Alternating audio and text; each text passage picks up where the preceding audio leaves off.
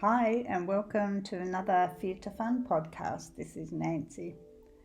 Today I'm talking about self-destructive behaviour because I had several parents contacting me lately because they're so worried about their children who are losing themselves in addictions and self-destructive behaviour. And this made me think and question why. Why are so many young people struggling?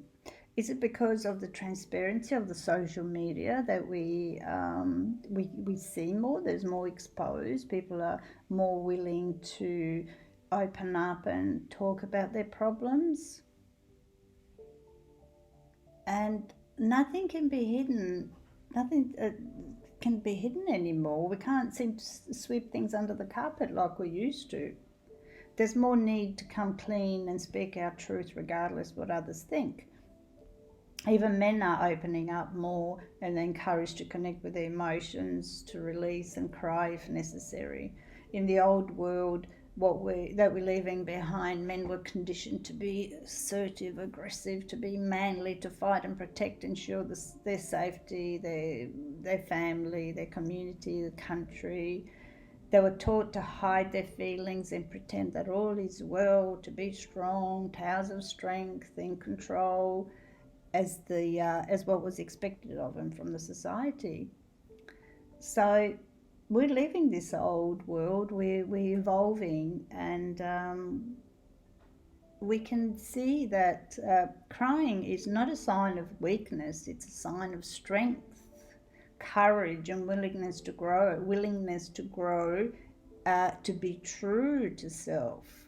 As we evolve and move away from the old, dense reality into the more fluid, flexible, expansive, it's quantum really, and compassionate reality, we can't hide anything from ourselves or from others. Trying to hide and pretend that all is well while suffering inside with shame and guilt and worry about what others think or say about us. This is quite pointless, really. And this behaviour has been neutralised with a new energy. Transparency and integrity is the only way to go. So talking about our trauma and seeking help is good. There's nothing to be ashamed about. We're all in the same boat. We all have some emotional baggage to release. Talking about our trauma and emotional pain is one thing, but actually doing something about it is another. It can be frightening. Going back within and to connect with our emotions is quite scary, and most of us simply don't want to revisit or relive the old pain, the old trauma and the emotional pain. So some people try to escape this through drinking too much, eating too much, taking drugs, and trying to stuff that and numb that pain somehow. So this illusionary world of escapism and avoidance may give them give some temporary relief, but long term it's unproductive and damaging to the body and mind.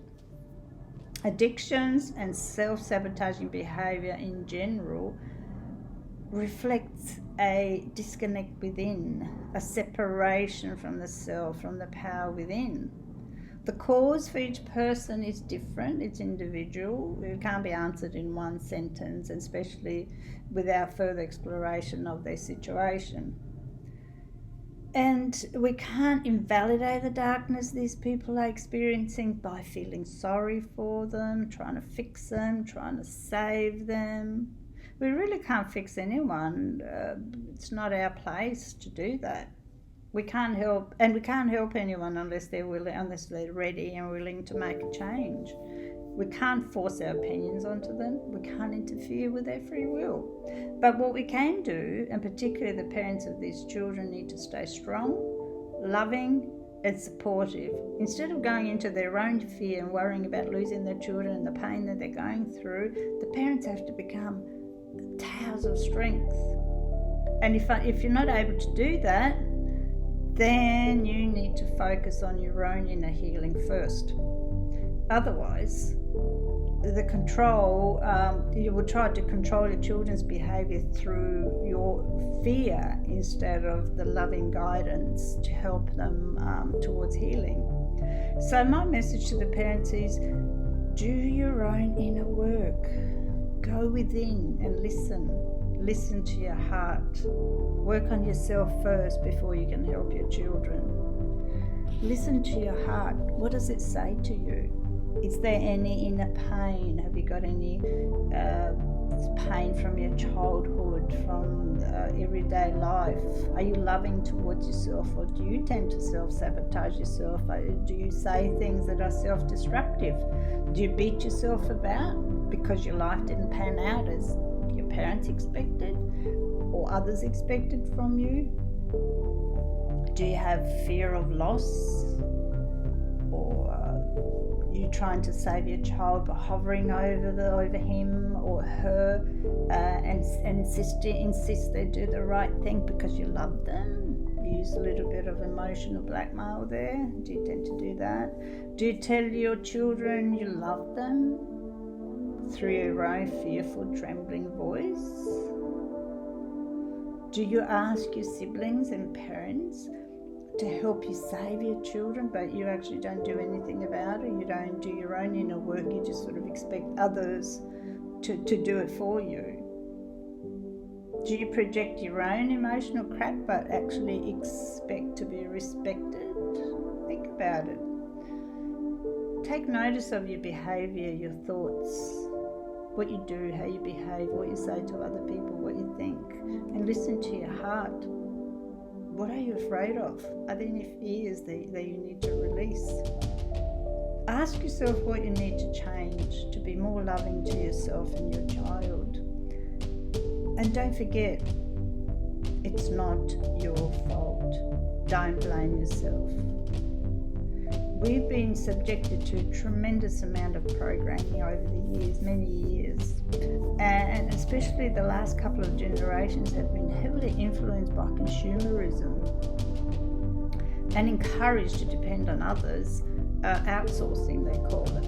While outsourcing is fine, we do need to work together with other people. There is a limit. If you hand all your power over, always expecting other people to fix or do something for you, you tend to use your analytical thinking skills and your self-sufficiency. And you actually don't, the less you interact with others and deal with conflict and that, the more you lose all of these skills, or you never actually develop them.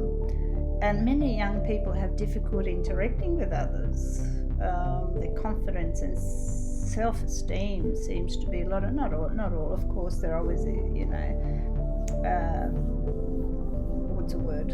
I've lost the word. There are exceptions, but there are still a lot of people that need help. Their self-esteem is low, they have no self-worth, they're beating themselves about and trying to, they're just self-destructive. We really need to help them in the best way we can, and they've been programmed to measure themselves up to some unreal reality that's projected through the society, through the devices of the modern society, whether it's the internet, the TV, the games, video, whatever it is, whatever they watch, whatever devices, and unreal life. Quite a lot of unreal life is projected at them. It's been very difficult, and we need to get back to ourselves. Each one of us needs to heal so we can support each other in loving ways. So it's not easy to raise children these days while you're trying to instill your family values, when there's so much external influence that takes them away from their true harmonious self, or from our true human reality, who we truly are. And we've been lied to all these years, when you think about it. We've been told that life is a struggle. You have to work hard. You have to struggle to succeed. Work like a dog, save your money, stay in a stable job and do what you're told so you can retire early and live happily ever after. How ridiculous is that? So much BS that we've been exposed to is just laughable. How many people are really happy when they retire? All their life they've been working to retire, and they get to retirement and think, now what?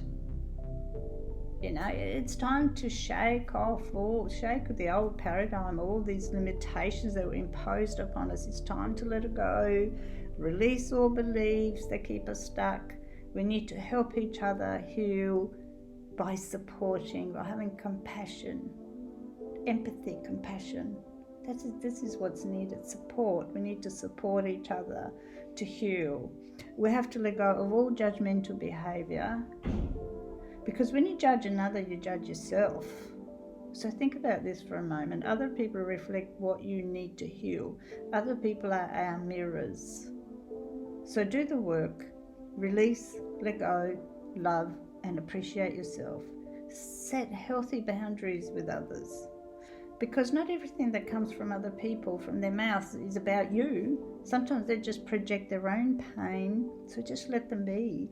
Let them unload and release, and let it just hold your energy. Don't get into their pain.